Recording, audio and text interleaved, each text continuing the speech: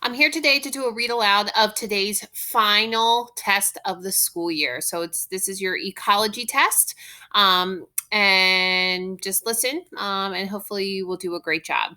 Question number 1. Many overlapping food chains is known as a blank. A, energy pyramid. B, food web. C, food pyramid. Or D, energy web. Number 2, which of the following organisms are typical decomposers? A, grasses and ferns. B, mushrooms and bacteria. C, mice and deer. D, lions and snakes.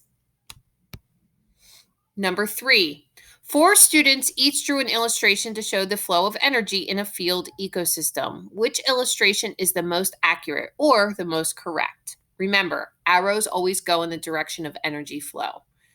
Is it A, number 1, B, number 2, C, number 3, or D, number 4? Number 4, a diagram that shows how much energy is available at each feeding or trophic level in an ecosystem is a blank. A, energy pyramid. B, food web. C, food pyramid. D, energy web. 5, most producers get their energy from A, glucose. B, cellular respiration. C, sunlight.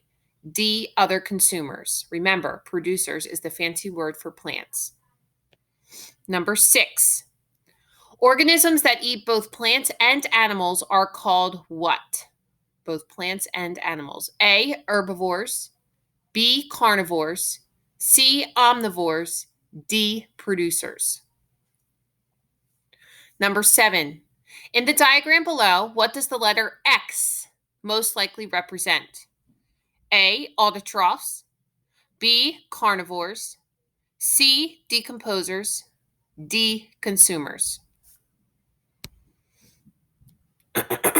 Number 8, the energy role of a consumer that only eats plants is that of a blank because it cannot make its own food.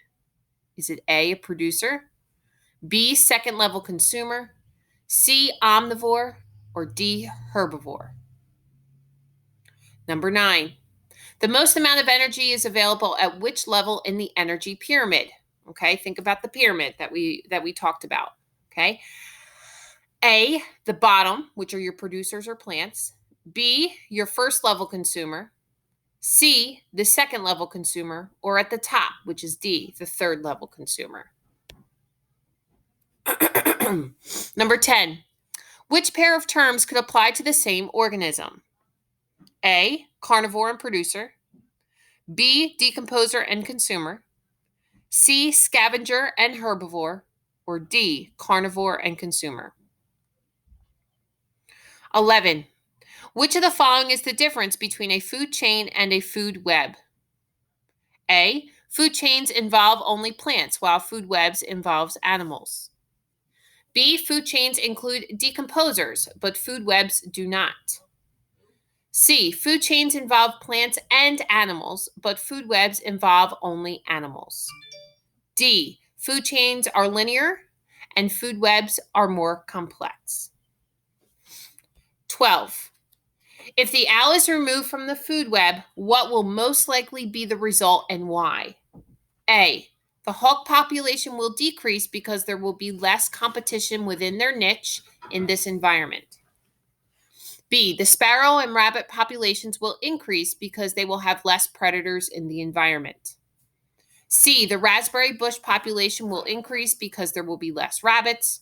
Or D, the mountain lions will leave the area because there will be less prey available in the ecosystem. So you're just going to look at that little graphic. And again, if the owl was removed, which is found right here, what's going to happen to the other members of that area? Number 13, this is an example of an energy pyramid. Okay, so which of the best describes the relationship shown between this kelp forest energy pyramid? A, the giant sea bass feeds on producers like kelp and algae. B, the giant sea bass is the prey of the sheephead fish.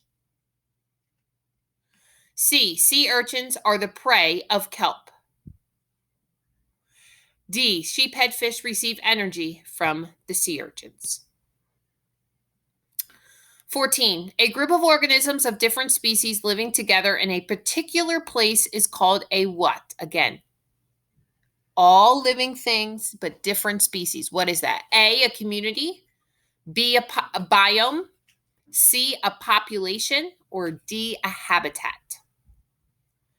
15, the specific physical location in which a given species lives is called its what?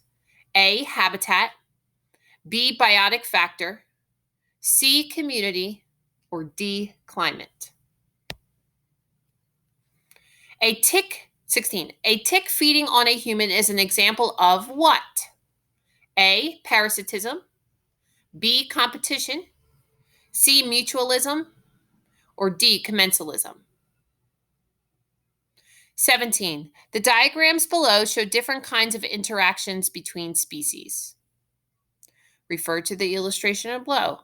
The relationship shown in diagram 2 is, so if you look at diagram 2, it says cow and sheep.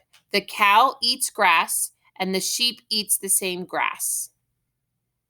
Is that commensalism, competition, mutualism, or parasitism? Again, the same graphic for number 18, but you're looking specifically at diagram 1. So diagram 1, it says the ant keeps predators away from the acacia tree. The acacia provides shelter and food for the ant. Okay, the ant keeps predators away from the acacia tree. Is that a good thing or a bad thing? And the acacia tree provides shelter and food for the ant. Is that a good thing or a bad thing? Okay, is that A, commensalism, B, competition, C, mutualism, or D, parasitism? 19. Suppose that in a certain area, mice are the main source of food for wolves. Based on the graph, in which year would there be the most amount of competition amongst the wolves for food? Most amount of competition. Is it 1970? Is it 1995?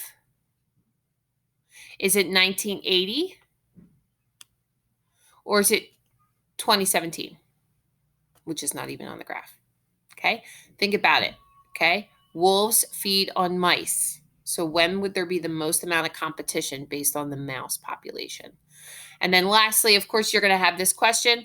The levels of organization in the environment from smallest to largest are. Okay, so which one is in the correct order, starting with the smallest, going to the largest?